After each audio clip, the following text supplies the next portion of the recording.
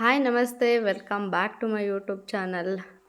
ಏನಪ್ಪ ಇವರು ಡೈರೆಕ್ಟಾಗಿ ವಿಡಿಯೋನ ಮಾಡಿ ಮತ್ತೆ ವಾಯ್ಸ್ ಓವರ್ ಕೊಡ್ತಿದ್ದಾರೆ ಅಂದ್ಕೊಳ್ತಿದ್ದೀರಾ. ಬ್ಯಾಕ್ಗ್ರೌಂಡಲ್ಲಿ ಸಿಕ್ಕಾಪಟ್ಟೆ ಸೌಂಡ್ ಬಂದಿತ್ತು, ಅದು ನಾನು ಕೇಳಿಸ್ಕೊಂಡಿರಲಿಲ್ಲ. ಹಸುಗಳೆಲ್ಲ ಅಂಬ ಅಂತ ಹೇಳಿ ಕಿರ್ಚಾಡ್ತಾ ಇದ್ದು. ಸೊ ಅದಕ್ಕೋಸ್ಕರ ಇದಕ್ಕೆ ವಾಯ್ಸ್ ಓವರ್ ಕೊಡ್ತಾಯಿದ್ದೀನಿ. ಖುಷಿಗೆ ಇವತ್ತು ಸ್ವಲ್ಪ ಫ್ರಾಕ್ಸು ನೋಡೋದಕ್ಕೆ ಬಂದಿದ್ದವ್ರು ತಂದಿದ್ದಂಥದ್ದು, ಹಾಗೆ ನಾನು ಕೂಡ ಸ್ವಲ್ಪ ಫ್ರಾಕ್ಸ್ ಎಲ್ಲ ತೊಗೊಂಡಿದ್ದಂಥದ್ದು ಯಾವುದು ಕೂಡ ಫೋಟೋಸ್ ತೆಗ್ದಿರಲಿಲ್ಲ.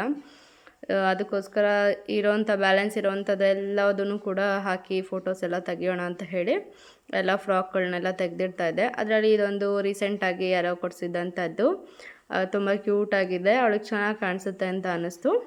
ಸೊ ಲಾಸ್ಟಲ್ಲಿ ನಾನು ಫೋಟೋಸ್ ತೆಗೆದಿರೋದನ್ನು ಕೂಡ ಶೇರ್ ಮಾಡ್ಕೊಳ್ತೀನಿ. ಆದರೆ ಈ ಒಂದು ಪರ್ಟಿಕ್ಯುಲರ್ ಫ್ರಾಕಿಂದು ಇವತ್ತು ಅವಳಿಗೆ ಸ್ನಾನನೆಲ್ಲ ಮಾಡಿಸಿ ರೆಡಿ ಮಾಡಬೇಕು. ಇವಾಗ ಅವಳು ಫಸ್ಟು ಸ್ನಾನನ ಮುಗಿಸೋದಕ್ಕೂ ಮುಂಚೆನೇ ನಿದ್ದೆಗೆ ಹೋಗ್ತಾಯಿದ್ಲು. ಸ್ನಾನಕ್ಕೆ ಅಂತ ಹೇಳಿ ಎಲ್ಲದನ್ನು ರೆಡಿ ಮಾಡಿದ್ದೆ. ಬಟ್ ಮಗು ಮಲ್ಕೊಳ್ಳೋ ಟೈಮ್ನಲ್ಲಿ ಮಲ್ಕೊಂಡ್ಬಿಡ್ಬೇಕು. ಆಮೇಲೆ ನಾವು ಬಲವಂತವಾಗಿ ಸ್ನಾನ ಮಾಡಿಸಿದ್ರು ಕೂಡ ಅದು ತುಂಬಾ ರಗಳೆ ಮಾಡುತ್ತೆ ಅಂತ ಹೇಳಿ ಅವಳನ್ನು ಆರಾಮಾಗಿ ಮಲಗಿಸ್ತಾ ಇದ್ದೆ. ಅವಳು ತೊಟ್ಲಲ್ಲಿನೇ ಮಲ್ಕೊಳ್ತಾಳೆ, ಜೋಲಿಗೆ ಇನ್ನೂ ರೂಢಿ ಆಗಿಲ್ಲ. ಇಲ್ಲ ಪಕ್ಕದಲ್ಲೇ ಮಲಗಿದ್ರೂ ಅಷ್ಟೇ, ಹೆಗ್ಲ ಮೇಲೆ ಮಲಗಿರ್ತಾಳೆ. ಅದಾದಮೇಲೆ ಬೆಡ್ ಮೇಲೆ ಹಾಕಿದ್ರೂ ಮಲ್ಕೊಳ್ತಾಳೆ, ಇಲ್ಲ ತೊಟ್ಲಿಗೆ ಹಾಕಿದ್ರೂ ಮಲ್ಕೊಳ್ತಾಳೆ. ಬಟ್ ಅವಳನ್ನ ತೊಟ್ಲಲ್ಲಿನೇ ತೂಗಿ ಮಲಗಿಸೋವಂಥದ್ದು ಅದು ಆಗೋದಿಲ್ಲ, ಆ ಥರ ರೂಢಿಯಾಗಿಲ್ಲ ಅವಳು. ನಿದ್ದೆ ಬಂದಾಗ ಮಾತ್ರನೇ ಮಲ್ಕೊಳ್ಳುತ್ತೆ ಮಗು. ಅದು ನಾವೇ ತೂಗಿದ್ರೆ ಸಾಕು. ಕೆಲವೊಂದಷ್ಟು ಮಕ್ಕಳು ಜೋಲಿಗೆ ಹಾಕಿ ತೂಗಿದ ತಕ್ಷಣ ಸುಮ್ಮನೆ ಮಲ್ಕೊಳ್ತಾ ಇರ್ತವೆ, ಆ ಥರ ಎಲ್ಲ ಮಾಡೋಲ್ಲ ಇವಳು. ಇಲ್ಲಿ ಪ್ರೇಯಾಂಶು ಅವ್ರ ಅಜ್ಜಿ ಜೊತೆ ಆಟ ಆಡ್ತಾ ಇದ್ದ. ಅವ್ರ ಅಜ್ಜಿ ತಾತನಿಗಂತೂ ಅವನು ಏನೇನೆಲ್ಲ ತೀಟೆ ಮಾಡ್ತಾನೋ ಅದನ್ನೆಲ್ಲ ನೋಡೋದೇ ಖುಷಿಯಾಗಿತ್ತು. ಸ್ವಲ್ಪ ಅಡ್ಜಸ್ಟ್ ಆಗೋದಕ್ಕೆ ಅವನಿಗೆ ಕಷ್ಟ ಆಗ್ತಿತ್ತು. ಏನಕ್ಕೆ ಅಂದರೆ ನಮ್ಮನೆ ಸ್ವಲ್ಪ ಅಲ್ಲಿ ಊರಲ್ಲಿರೋವಂಥದ್ದು ದೊಡ್ಡದಾಗಿತ್ತು. ಫ್ರೀಯಾಗಿ ಆರಾಮಾಗಿ ಒಂದು ಪಾಂಡ ಗಾಡಿ ಜೊತೆ ಎಲ್ಲ ಓಡಾಡಿಕೊಂಡು, ಸೈಕಲಲ್ಲೆಲ್ಲ ಓಡಾಡಿಕೊಂಡು, ಕೆನಾಪಿನಲ್ಲೆಲ್ಲ ಸಿಕ್ಕಾಪಟ್ಟೆ ಈವ್ನಿಂಗ್ ಟೈಮಲ್ಲಿ, ನೈಟ್ ಟೈಮಲ್ಲಿ ಎಲ್ಲ ಕೆನಾಪಿನಲ್ಲಿ ಆಟ ಆಡ್ಕೊಂಡಿದ್ದ. ಇವಾಗ ಸ್ವಲ್ಪ ಕಷ್ಟ ಅನಿಸ್ತಾ ಇತ್ತು ಅವನಿಗೆ, ಗೊತ್ತಾಗೋದು ಅದು. ಬಟ್ ಸ್ವಲ್ಪ ದಿನ ಅಡ್ಜಸ್ಟ್ ಆದಮೇಲೆ ಸರಿ ಹೋಗ್ತಾನೆ ಅಂತ ಅಂದ್ಕೊಂಡ್ವಿ. ಇಲ್ಲಿ ಏನು ಕೂಡ ತೀಟೆನ ಮಾಡ್ತಾ ಇಲ್ಲ ಅವನು. ಅಲ್ಲಿದ್ದಾಗ ಯಾವಾಗಲೂ ಅಡುಗೆ ಮನೆಯಲ್ಲಿರೋಂಥ ಎಲ್ಲ ಪಾತ್ರೆಗಳನ್ನೆಲ್ಲ ತಂದು ಎರ್ಚಾಡಿಕೊಂಡು ಆಟ ಆಡೋವಂಥದ್ದು, ಫ್ಯಾನು, ಟಿ ವಿ ರಿಪೇರಿ ಮಾಡೋದು, ಈ ಥರದ್ದೆಲ್ಲ ಟಚ್ ಮಾಡಿಕೊಂಡು ಓಡಾಡ್ಕೊಂಡಿರೋನು. ಇವಾಗ ಅದೇನು ಮಾಡ್ತಾ ಇರಲಿಲ್ಲ. ಮತ್ತು ಜನ ಕೂಡ ಇಲ್ಲಿ ಜಾಸ್ತಿ ಇರ್ತಾರೆ, ಅಲ್ಲಿ ಒಬ್ಬನೇ ಇರ್ತಾಯಿದ್ದ. ಆಟ ಆಡೋದಕ್ಕೆ ಯಾರು ಕೂಡ ಮಕ್ಕಳು ಇರ್ತಾ ಇರಲಿಲ್ಲ. ಇಲ್ಲಿ ತುಂಬ ಜನ ಆಟ ಆಡೋಕ್ಕೆ ಮಕ್ಕಳು ಮತ್ತು ತುಂಬ ಜನ ಬರ್ತಾ ಇರ್ತಾರೆ, ಮಾತಾಡಿಸ್ಕೊಂಡು ಹೋಗ್ತಾ ಇರ್ತಾರೆ. ಅದು ಸ್ವಲ್ಪ ವೆದರೆಲ್ಲ ಫುಲ್ಲು ಚೇಂಜ್ ಆಗಿಬಿಟ್ಟಿದೆ. ಇವಾಗ ನೋಡಿ ಅವನಿಗೂ ಕೂಡ ಸ್ನಾನ ಮಾಡಿಸಿ ಕರ್ಕೊಂಡು ಬಂದೆ. ಅವನು ಸ್ನಾನ ಮಾಡಿಸ್ಕೊಳ್ಳೋದಕ್ಕೆ ಸ್ವಲ್ಪ ಅಳ್ತಾನೆ. ಏನಕ್ಕೆ ಅಂದರೆ ತಲೆಗೆ ಸ್ನಾನ ಮಾಡಿಸಿದಾಗ ಮುಖದ ಮೇಲೆ ಕಣ್ಣಿಗೆಲ್ಲ ನೀರು ಬಿದ್ದಾಗ ಸ್ವಲ್ಪ ಇರಿಟೇಷನ್ ಅನಿಸುತ್ತೆ ಅವನಿಗೆ. ಖುಷಿ ಅಂತೂ ಒಂದು ದಿನ ಕೂಡ ಸ್ನಾನ ಮಾಡೋದಕ್ಕೆ ಅಳೋದಿಲ್ಲ. ತಲೆಗೆ ಸ್ನಾನ ಮಾಡಿಸ್ದಾಗಲೂ ಅಷ್ಟೇ ಕಾಲ ಮೇಲೆ ಮಲಗಿಸ್ಕೊಂಡು ನಾನು ಸ್ನಾನ ಮಾಡಿಸ್ತೀನಿ. ಇಲ್ಲಿ ಕೂಡ ಅಷ್ಟೇ ನಾನೇ ಸ್ನಾನ ಮಾಡಿಸೋದು. ಅಲ್ಲಿ ನಮ್ಮಮ್ಮನ ಮನೆಯಲ್ಲಿದ್ದಾಗಲೂ ಕೂಡ ನಾನೇ ಮಾಡಿಸ್ತಾ ಇದ್ದೆ. ಏನಕ್ಕೆ ಅಂತಂದರೆ ಒಂದು ಪಾಪುನ ಬೇರೆಯವರು ಹೇಗೆ ಹ್ಯಾಂಡಲ್ ಮಾಡ್ತಾರೆ ಅಂತ ಭಯ ಆಗುತ್ತೆ ನನಗೆ. ನಮ್ಮಮ್ಮ ಆದರೂ ಕೂಡ ಅಷ್ಟೇ, ಅತ್ತೆ ಆದರೂ ಕೂಡ ಅಷ್ಟೇ, ಯಾರಿಗೂ ಕೊಡೋದಿಲ್ಲ. ಪ್ರೇಯಾಂಶ್ಗೆ ಬಟ್ಟೆ ಹಾಕಿ ಆಚೆ ಕಳಿಸಿದ್ದೆ. ಸ್ವಲ್ಪ ಬಿಸಿಲಲ್ಲಿ ನಿಂತ್ಕೊ ಹೋಗು, ತಲೆ ಎಲ್ಲ ಚೆನ್ನಾಗಿ ಒಣಗುತ್ತೆ, ಇಲ್ಲಾಂದರೆ ಶೀತ ಆಗುತ್ತೆ ಅಂತ ಹೇಳಿ. ಅವನಂತೂ ಒಂದು ಸೆಕೆಂಡ್ ಕೂಡ ನಿಂತ್ಕೊಳ್ತಾ ಇರಲಿಲ್ಲ. ಅವರಪ್ಪನ ಜೊತೆ ಆಟ ಆಡೋದಕ್ಕೆ ಹೋಗ್ತಾ ಇದ್ದ. ಅವರಪ್ಪನ ಜೊತೆ ಇದ್ದರೆ ಎಲ್ಲಿಗೆ ಬೇಕಾದರೂ ಹೋಗ್ತಾನೆ, ಏನೂ ತೀಟೆ ಮಾಡೋದಿಲ್ಲ.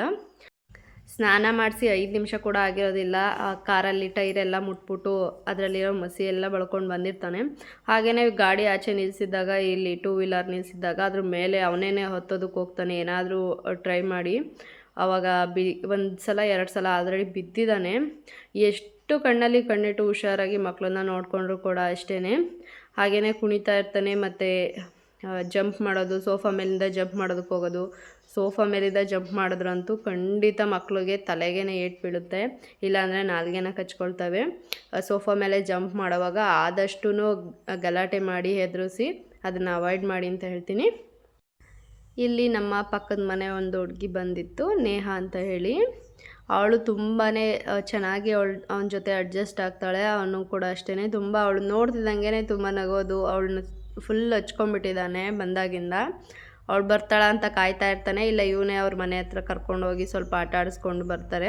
ಇವಾಗ ಸ್ಕೂಲಿಗೆ ರಜಾ ಇರೋದ್ರಿಂದ ಅವಳು ಆರಾಮಾಗಿ ಬಂದು ಇವನ ಹತ್ರನೇ ಜಾಸ್ತಿ ಟೈಮ್ ಸ್ಪೆಂಡ್ ಮಾಡ್ಕೊಂಡು ಹೋಗ್ತಾಳೆ. ಇಲ್ಲ ಅಂದರೆ ಅಜ್ಜಿ ಕರ್ಕೊಂಡು ಹೋಗ್ತೀನಿ ಪಾಪುನ ಕಳಿಸಿ ಅಂತ ಹೇಳಿ ಅವ್ರ ಮನೆ ಹತ್ರ ಕರ್ಕೊಂಡೋಗಿ ಆಟ ಆಡಿಸ್ತಾಳೆ. ನನ್ನ ಹಸ್ಬೆಂಡು ಬೆಳಗ್ಗೆ ಟೀ ಮಾಡಿದ್ರು, ತುಂಬ ಚೆನ್ನಾಗಿತ್ತು, ಎಲ್ಲರೂ ಇಷ್ಟಪಟ್ವಿ.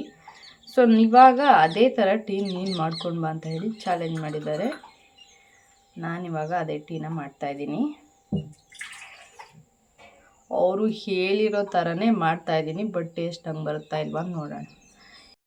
ಅವ್ರು ಹೇಳ್ದಾಗೇ ಎಲ್ಲ ಕರೆಕ್ಟಾಗಿ ಅಳತೆನೂ ಕೂಡ ಹೇಳಿದ್ರು. ಇಷ್ಟಿಷ್ಟು ಹಾಕು, ಇದನ್ನು ಹಾಕು, ಶುಂಠಿ ಆಗಿರ್ಬೋದು, ಏಲಕ್ಕಿ ಮತ್ತು ಕಾಳು ಮೆಣಸು, ಜೀರಿಗೆ, ಇದಿಷ್ಟೂ ಆಗ್ತಾ ಇರೋವಂಥದ್ದು ಇವತ್ತು ಟೀಗೆ. ನೋಡೋಣ ಹೇಗಿರುತ್ತೆ ಅಂತ ಹೇಳಿ. ಅವ್ರನ್ನೇ ಕೇಳ್ತೀನಿ ಅದೇ ಥರ ಬಂದಿದೆಯಾ ಅಂತ.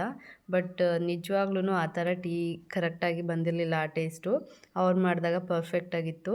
ನಾನು ಮಾಡಿದ್ದು ಸ್ವಲ್ಪ ಒಗರು ಕಹಿ ಅಂತ ಅನ್ನಿಸ್ತಾ ಇತ್ತು. ನೋಡಿ ಇವಾಗ ಅವ್ರಿಗೆ ಕೇಳ್ತೀನಿ.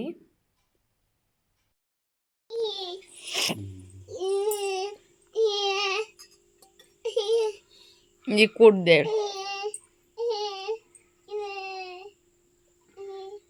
ಎಕ್ಸಾಕ್ಟ್ ಹಂಗೆ ಐತಲ್ವಾ ಟೇಸ್ಟು? ಐತಿ. ಮೆಣಸು ಜಾಸ್ತಿ ಆಗೈತಿ, ಖಾರ ಸ್ವಲ್ಪ ಖಾರ. ನೋ ಚೆನ್ನಾಗೈತಿ. ಹೆಣ್ಮಕ್ಳ ಹತ್ರ ವಾದ ಮಾಡಿದ್ರೆ ಸುಮ್ಮನೆ ಟೈಮ್ ವೇಸ್ಟು ಅಷ್ಟೇ. ಅವರಂತೂ ಒಪ್ಕೊಳ್ಳೋದಿಲ್ಲ ಅಂತ ಹೇಳಿ ಚೆನ್ನಾಗಿದೆ, ಕರೆಕ್ಟಾಗಿದೆ ಅಂತ ಹೇಳಿದ್ರು ಲಾಸ್ಟಿಗೆ. ಇಲ್ಲಿ ಪ್ರಿಯಾಂಶು ನೇಹ ಅವ್ರ ಮನೆ ಹತ್ರ ಹೊರಟಿದ್ದಾನೆ ಆಟ ಆಡೋದಕ್ಕೆ ಅಂತ ಹೇಳಿ. ಅವ್ರ ಅಪ್ಪ ಇದ್ದಿದ್ದಕ್ಕೆ ವಾಪಸ್ ಬರ್ತಾ ಇದ್ದ, ಮತ್ತು ಅವ್ರ ಅಜ್ಜಿ ಕರ್ಕೊಂಡು ಹೋದರು. ಲಾಸ್ಟಲ್ಲಿ ಇವಾಗ ಪಾಪುದು ಫೋಟೋಶೂಟ್ದು ಸ್ವಲ್ಪ ಫೋಟೋಸ್ ಎಲ್ಲ ಶೇರ್ ಮಾಡಿದ್ದೀನಿ ನೋಡಿ. ಈ ವ್ಲಾಗ್ನ ಇಲ್ಲಿಗೆ ಎಂಡ್ ಮಾಡ್ತೀನಿ. Thanks for watching. ಇದೇ ರೀತಿಯಾಗಿ ನನಗೆ ಸಪೋರ್ಟ್ ಮಾಡ್ತಾಯಿರಿ.